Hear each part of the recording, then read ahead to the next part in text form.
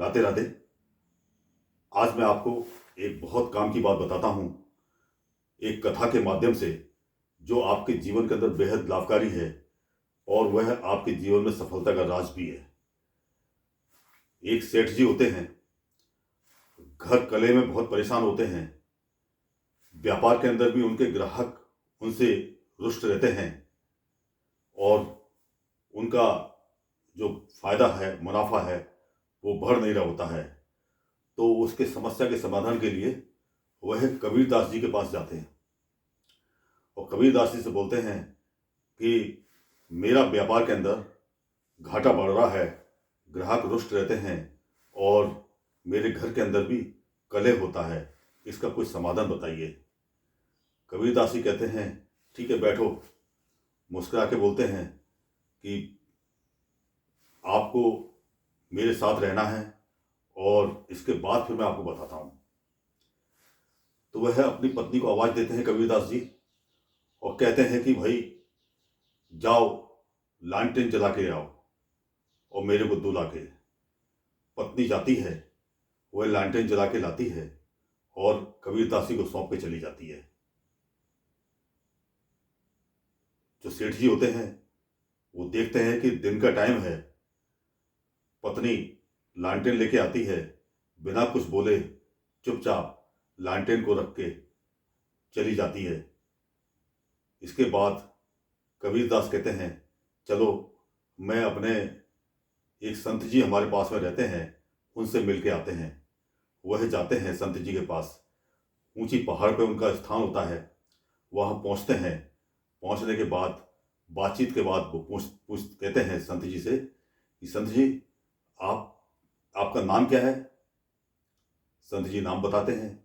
संत जी, आप कितना पढ़े लिखे हैं, कितना शिक्षित हैं आप? संत जी अपनी शिक्षा बताते हैं। फिर इसके बाद कुछ देर के बाद फिर कबीरदास जी पुनः पूछते हैं, संत जी आपका नाम क्या है, आप कितने पढ़े लिखे हैं, कितना शिक्षित हैं? इसके बाद संत उनको बता देते हैं। इसके बाद वो आगे जाते हैं, वो नीचे पहाड़ से उतर रहे होते हैं, फिर पलट के जाते हैं, संत जी आपका नाम क्या है, आप कितने पढ़े लिखे हैं? इसके बाद वो पहाड़ से नीचे उतर जाते हैं। वो संत जी को आवाज़ देते हैं, संत जी यहाँ आए, मेरे पास आइए आप। संत जी वहाँ पहुँचते हैं। संत जी आप कितना पढ़े लिखे हैं, आपका नाम क्या है? संत जी अपना नाम बताते हैं और कितना पढ़े लिखे हैं वो बताते हैं। तो उसके बाद संत जी वापस चले जाते हैं। संत जी को इतना पूछने के बाद संत जी को क्रोध नहीं आता है, वो निरंतर उनकी बात का जवाब देते हुए वापस चले जाते हैं। सेठ जी वापस कबीरदास जी के घर में आते हैं। कबीरदास जी बैठाते हैं उनको, बोलते हैं आपको कुछ समझ में आया? बोले आपकी जीवन का जो समस्या है उसके प्रश्न का जवाब है।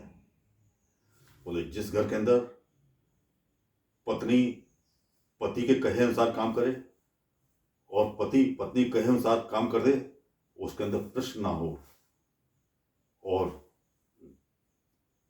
ग्राहक आपके पास आते हैं, आपका जो व्यापार है या जो भी लोग अपने कार्य क्षेत्र में हैं, किसी पद के ऊपर हैं, अगर उनको अपने कार्य क्षेत्र के कारण क्रोध नहीं आता है, जैसे संत जी को क्रोध नहीं आया, मैंने उनको कई बार पूछा, उसके बाद भी उनको क्रोध नहीं आया, आखिर में वो नीचे आए तब भी उनको क्रोध नहीं आया और वो अपना नाम और अपना शिक्षा बता के वापस चले गए। इसी तरह आपके कार्य क्षेत्र में कोई भी परेशानी आती है, आपका व्यापार है, उसके अंदर ग्राहक किसी प्रकार से आपसे प्रश्न करता है, किसी प्रकार से आपसे वार्तालाप करता है, तो अगर आपको क्रोध आता है तो आप अपने कार्य क्षेत्र में, अपने व्यापार में फेल होते हैं। और अगर आपको क्रोध नहीं आता है तो आप अपने व्यापार में और कार्य क्षेत्र में सफल होते हैं। और परिवार के अंदर जब प्रश्न नहीं होते हैं, एक दूसरे के कहे अनुसार काम होता है, तो वहाँ पे विवाद नहीं होता है और जीवन शांतमय होता है। तो सर सेठ जी कबीरदास जी को प्रणाम करके चले जाते हैं।